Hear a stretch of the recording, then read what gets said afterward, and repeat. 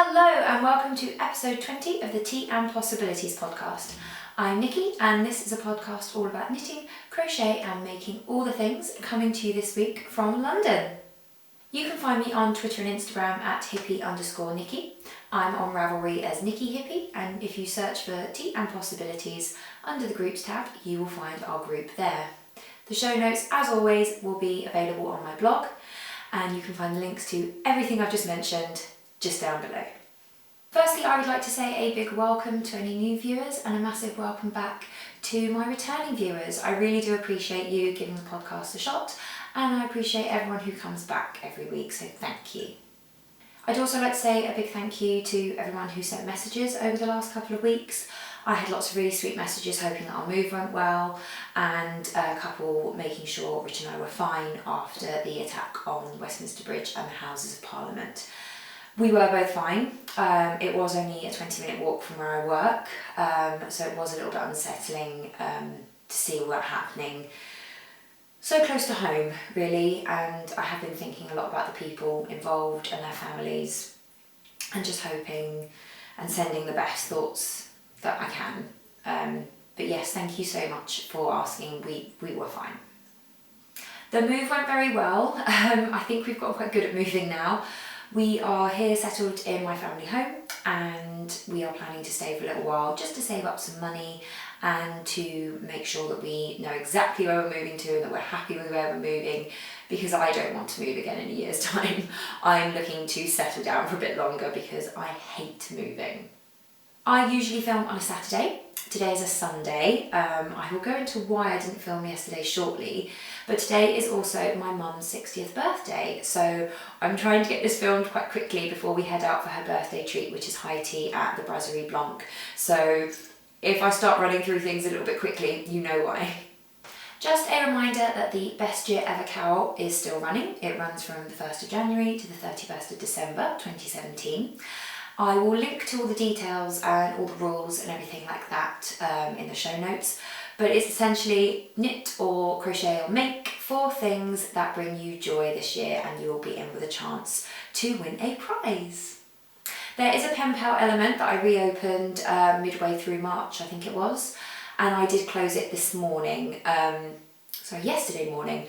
Yesterday was the 1st of April, and this morning I actually paired everyone up and sent out messages. If you didn't receive your message, but you had signed up, please do let me know. I know a couple of people were hoping to get involved, and I really hope that you managed to get involved this time round. If not, I will be opening it quarterly, so there will be another opportunity in June. This week's tea, it's in a Christmas mug. It's the biggest mug I had to hand, and I'd forgotten to pack it in our Christmas things, so Christmas it is. And it's lemon and ginger. I'm feeling a little bit sneezy. I'm not ill, but I do tend to suffer with hay fever, and it's starting to kick in, and I just think the lemon and ginger is going to help. I think when I sneeze, I naturally think, oh, lemon and ginger. So yeah, lemon and ginger, Twinings, always a good one. Okay then, let's move on to Whipped Up.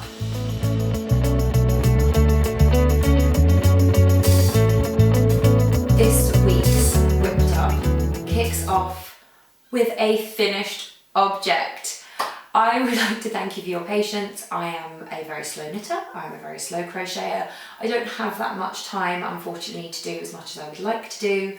The last couple of weeks I thought I was going to have loads of time, but birthdays and moving and driving in the dark, not all conducive to getting projects done, unfortunately. But I have a finished object. This squishy stack of goodness is the Crochet Girl Gang blanket, and it is done. I'm going to try and hold it up. There you go.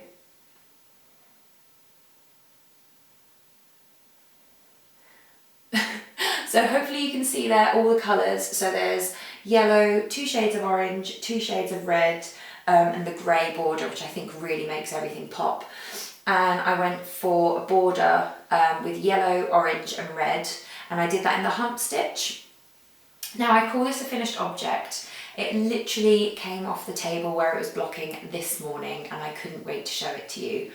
But there is one little detail missing. Rich has likened this to the carpet in Aladdin. He thinks that's what it reminds him of, that's what he thinks it looks like. So we decided to put tassels in the corners. And as you can see, no tassels. I will be adding those this evening when we get back, and that'll be just the last finishing touch. I am so happy with this blanket. It's beautiful, I love the colours. My friend's had a sneaky peek on Instagram and she's very happy. So all in all, this was just a joyous project. Rich likes it and suggested that I make another one for us. So maybe not immediately, maybe later in the year I will. I think I need a break at the moment. It wasn't all smooth sailing, I have to say. I don't know if I'd mentioned before, but this was a collaborative pattern. So there are, let me just count, 1, 2, 3, 4, 5, 6 different squares in here. And it was between 2 designers whose names I can't remember, so I will put them in the show notes. It was Potter and Bloom and Steel and Stitch, but I can't remember the ladies behind them. But they designed 3 squares each.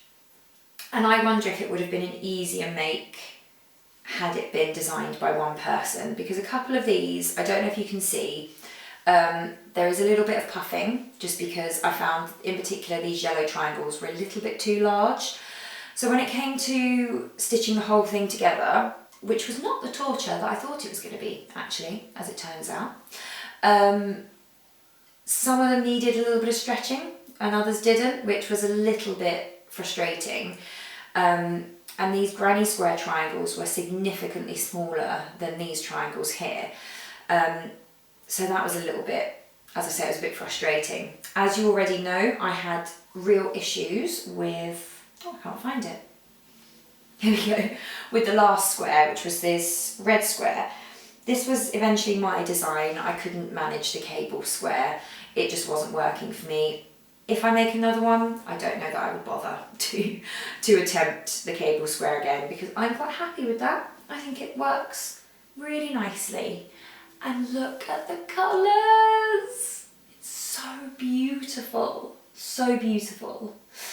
I did have some trouble with the border. I've never done a crochet border before, and I did it in the car. So I was there in the car starting the yellow and picking it all up, and it was all squished on my lap like this. And when I got halfway through the orange border, I realised that I hadn't evenly spaced these foundation border enough. It was kind of bunching up in places, stretched in others. And I probably did about 20 more stitches before I went, I've got to unpick this because it's going to drive me mad. So that's what I did. I went back, I unpicked it, and I did it again. And how I did it the next time was I laid it out flat on the floor, and I knelt over it, and I did it that way. I did about half of it that way, and then I finished it the next night with it stretched out on my lap in bed. And that just was so much easier, so much easier. While I did have my issues with this project, I have to say that the colour pack I bought was incredibly generous. I have got this left, and I've still got some more upstairs. There is going to be loads left over even after I've done the tassels. But my other very close friend in the last week was offered a job teaching for a year in Shanghai. So she will be leaving us in September for a year. And she had mentioned that she really liked these colours. She thought they were beautiful. I'm not ready to knit another another crochet girl gang blanket. But I have been a bit sad seeing all these granny stripes going across the interwebs and on all the podcasts and thinking I don't need one. I just don't need one. So I thought I would use up my leftovers to make her a blanket. And I really enjoy doing the hump stitch on the border. I love how it comes out. I love the texture. I think it's just beautiful. And I think I'm going to do a hump stitch blanket. And I think what I'm going to do is do the ombre effect. So go through the yellow, through the 2 oranges and the 2 reds, and then I'm going to put in a grey stripe, and then on the other side work from the red up to the yellow. And I think I'll probably do 2 stripes of each colour. So yeah, that's going on the hook this probably this evening. So I've got something to work on. As I say, I've got till September, and I'm just gonna use everything I've got left. But she doesn't know about it. She doesn't watch the podcast, and I'm hoping that will be just something nice to send her off with. I'm hoping it's not going to be a massive nuisance to have in the suitcase, but I just thought it might be a little reminder that there are people back home who love her and miss her. I did a lot of unpicking over the last couple of weeks. I think it's because I've been exhausted and had so much else on my mind that I've made a lot of silly mistakes, and I've continued for a little bit after noticing it, thinking it wouldn't bother me, and of course it does, which is a waste of time. But despite that, I have started the lace section, the blue section of my Lily Pilly. Those of you who have been watching this from the beginning, I can hear you breathing a sigh of relief because this has been long. But I hope you'll think it's worth it. Look! Isn't that blue just stunning against the beachy stripes? I absolutely love it. Why is there so little lace? Well, I decided that this would be a great lunchtime project for work. So after eating my lunch, I took to the sofa, and I'd already done one row of the blue. And I sat there and I was having a chat to some of the girls that I work with. Got halfway through and realised I had absolutely no idea what I was doing. I don't know what stitch I was on. Who knows? So I got home, I tinked it all back and I redid it. And the only way I can do this is if I can't watch a podcast, I have to sit in silence. And I literally sit there going, yarn over one, yarn over two, knit, knit, knit, knit together. And chanting it to myself from the screen. And that is the only way I can do it, which is so frustrating. I'm hoping as I get more confident in the lace, that I will be able to watch TV, that I will be able to hold a conversation. There are rest rows, which is good. But I need to do quite a few repeats of this lace. And I'm thinking I might get some dental floss and pop in a lifeline every time I know I've done a correct row. I just feel I'm going to regret it if I don't. What I don't regret are these colours. These are my colours. When I'd wanted to knit the Lily Pilly for ages, I went to an event run by Helen of Curious Handmade and Kate of A Playful Day. I think it's called the Muse Connection. And there was a lovely lady there who was knitting the Lily Pilly in the grey and white stripes with the red. And I loved it so much and I really wanted to knit it, and I kept saying to Rich, I don't know what colours to do it in because these aren't my colours. And then it just occurred to me, these are my colours, beachy tones. And I love it so much. So yeah, I'm totally in love with this project again. I'm just so happy, I love it. I should probably mention that this is the Lily Pilly by Amber O'Brien, and that the colours were custom dyed by Amy of Stranded Dye Works. She's not currently taking custom dyed orders at the moment, which is a real shame because she's a genius. But I totally understand, she works insanely hard. Her other, stocked colourways are amazing, but I'm so glad I got in before she stopped offering her custom dyes because, oh my god, it's so squishy and soft and beautiful. I love it. I really hope that I can finish it and take a picture of it on a Cornish beach. I think that would be amazing. The next project I was hoping to get cast on ages ago, but I just never got around to winding up the first skein, and it was just getting a little bit busy and tiring, and it was just easier to pick up a project that I was already working on, like my Lily Pilly, or my sock actually, which hasn't seen that much work. It's still just a leg. It's in my handbag, ready to be knitted on the tube out for my mum's birthday later on. But I have been wanting to cast this on since Edinburgh, and if you can't guess, it is my Find Your Fade, which I have named Find Your House. Of course it's called Find Your House because it includes all of the houses of Hogwarts. I am starting with the purple by Old Maiden Aunt, and I will just show you how far I've got. this is unfortunately all I've done. I have a slight tale of woe, or a knitting attacks, as the Knitmore girls say, and I was so determined to cast this on yesterday morning before I podcast, so I would be able to show you that I had cast it on, that I decided to wind the ball on my own. I haven't got round to trimming my fingernails. I don't like having them very long because I just feel like they get in the way. And I was picking at this knot and I wasn't as dexterous as I usually am. And I blame having long fingernails here. I somehow put a massive tangle in the skein and had to spend 3 hours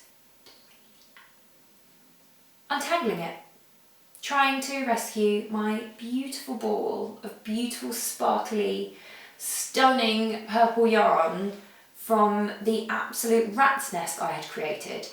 I don't know how I did it. I know that I was picking at the knot and I was like, oh, I really should just cut my nails because this is so difficult. And I think I kind of lifted it. I mean, you can see where this is going. It tangled. It's absolutely no fault of the skein. Old Maiden Aunt produces beautiful, high quality, stunning skeins. It was me. So my podcast time yesterday was taken up with untangling the skein. And then I was going out. So I was in an absolutely foul mood yesterday. So thank God for cinnamon pretzels, because that put a smile on my face. So this morning, I made sure to cast it on so I would have something to show you.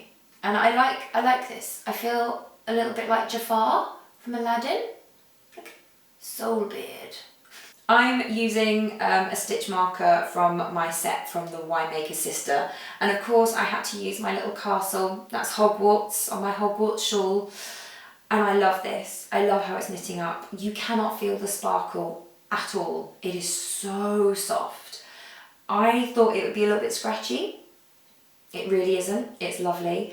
I showed it to my mum this morning and yeah, she gave it a little bit of an eyeball and was like, oh, that's nice, I'd quite like something out of that. I was like, no, Mum, it's your birthday, but no, this is my beautiful Hogwarts shawl. And one day, it will be bigger than this little, I don't know, bunting? Pennant? I don't know. You could probably, at the moment, just about put it in a sandcastle. It will be bigger. One thing that I have been really thinking about with my Find Your House is the fact that it's meant to have 7 colours in it. That's what the Find Your Fade is designed for. I have only got 5, which are the 4 houses and the purple for the Hogwarts crest, which means I had to work out where to change the colours. And they don't fall as neatly as I would like. So one colour was going to have a fairly hefty chunk compared to the rest. And I worked it out. I kind of created a little table in Word. I'm not that techie. I created a little table in Word and then I kind of cut out the shape of it. Why? And I had 2 options, and one was to make the penultimate section, which was going to be the yellow for Hufflepuff going into the red of Gryffindor. The yellow was going to be quite chunky. And I thought, well, I am a Hufflepuff, that could work. And then I thought, well, maybe I should have the purple as the larger section because that's the thinner end. I think at the moment, I'm just looking at it, I think at the moment I'm going to go for the purple. Looking at the picture that I created, which I'm not going to share because it's embarrassing, it's so rubbish, it was bad. I think I'm going to go for the purple because it's going to look, I think, more even in the entire shawl.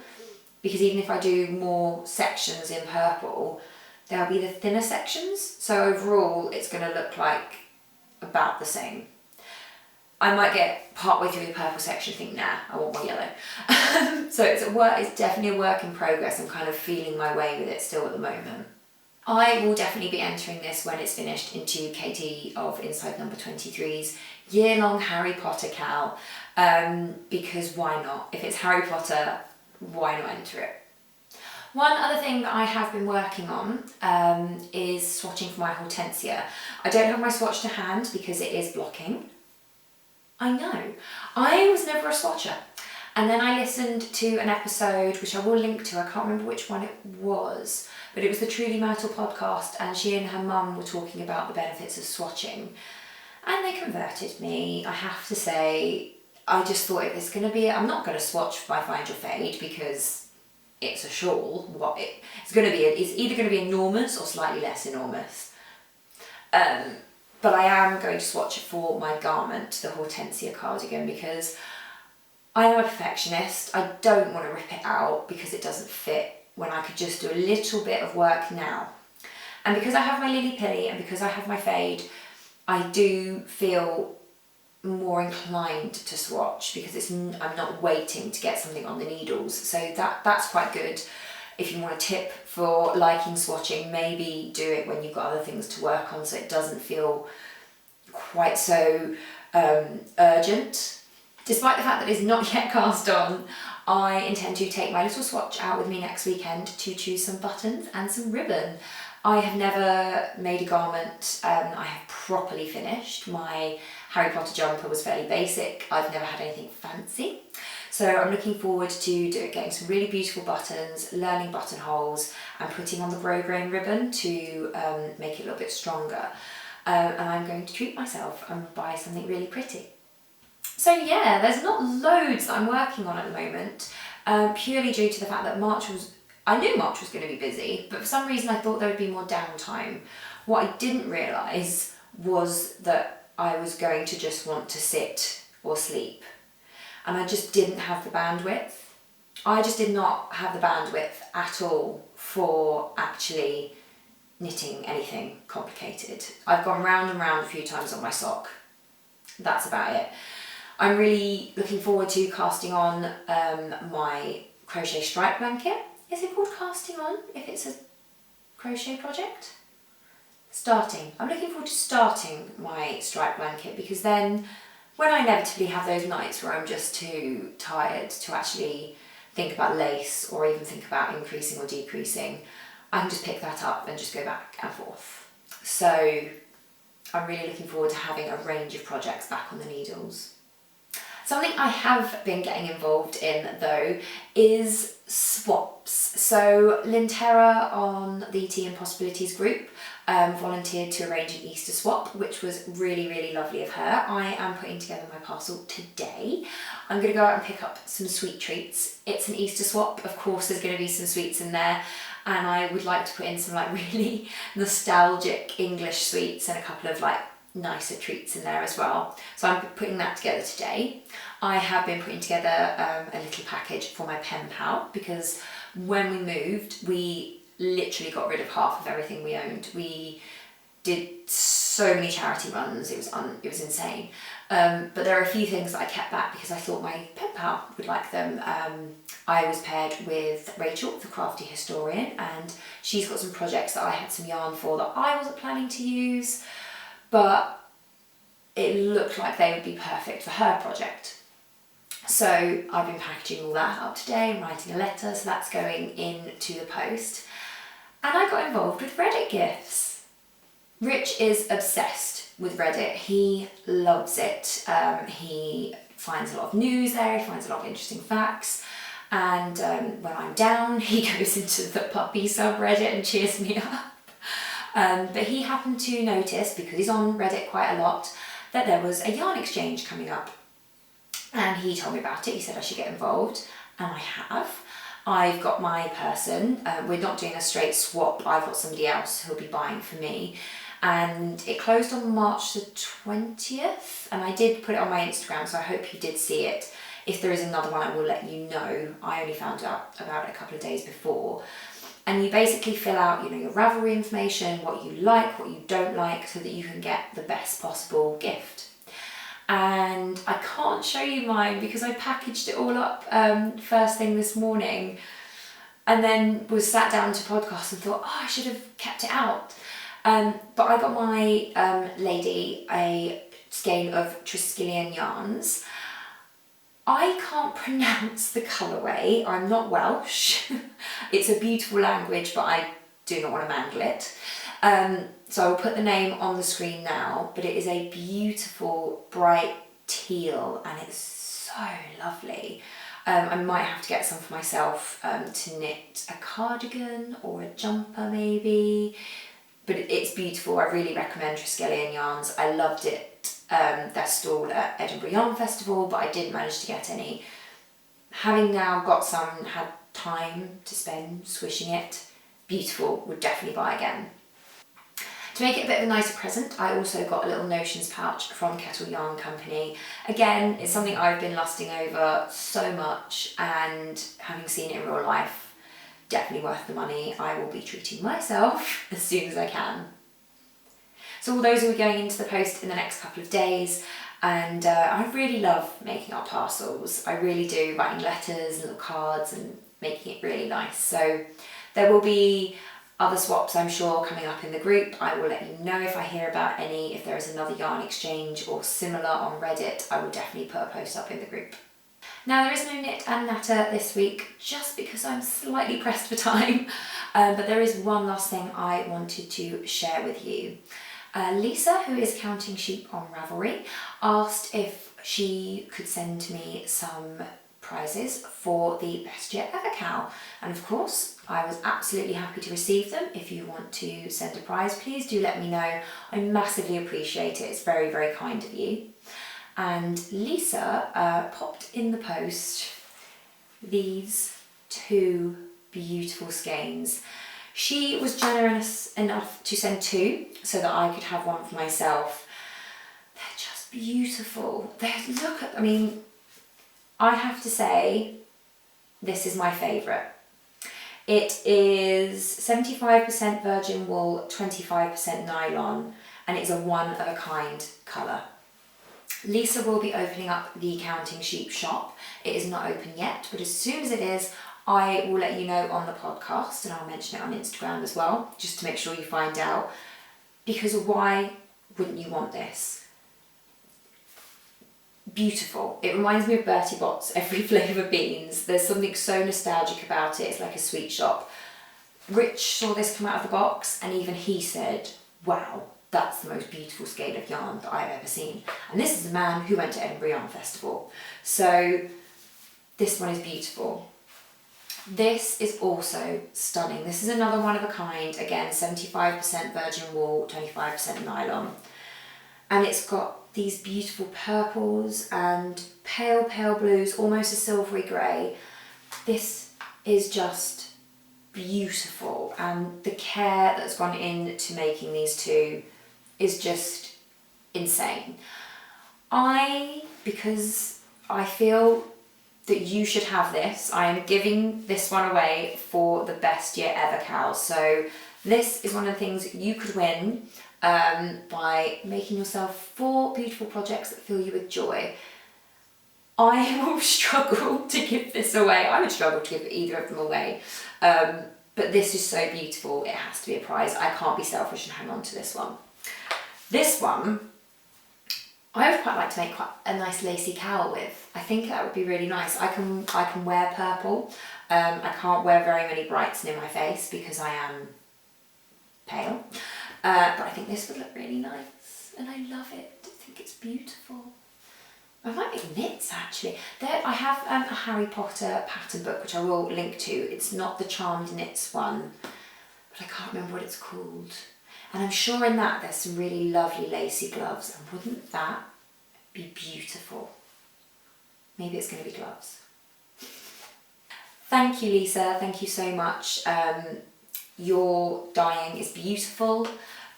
I really wish these weren't one of a kind so I could buy more of them. Good luck with your shop opening. I will be sure to let everyone know when you are open. So that's all, guys. I hope you don't mind having a slightly shorter episode, and hopefully this won't be as delayed as the Edinburgh episode. I am so sorry about that, but life being what it was, you know, tube delays and tiredness and just having way too much on my plate, it was a little bit more delayed than I would have liked. That will not happen again, I hope. So that's all for this week, guys. I definitely didn't get through my list of things I've been collating to talk about this week, just because, as I say, didn't get to film yesterday, bit pushed for time today. I probably can't make my mum wait on her 60th birthday, that's a bit mean. So We are going to go out, we're going to have a lovely afternoon, and I will have a much more newsy episode next weekend. I cannot wait for my yarn exchange parcel to come so I can share it with you. Have you got involved in the Reddit yarn exchange? Please let me know if you have. Wouldn't it be a small world if I had you or you had me? In the meantime, have a lovely week, take care of yourself, do lots of knitting, and I'll see you next week for another cup of tea. Take care, bye!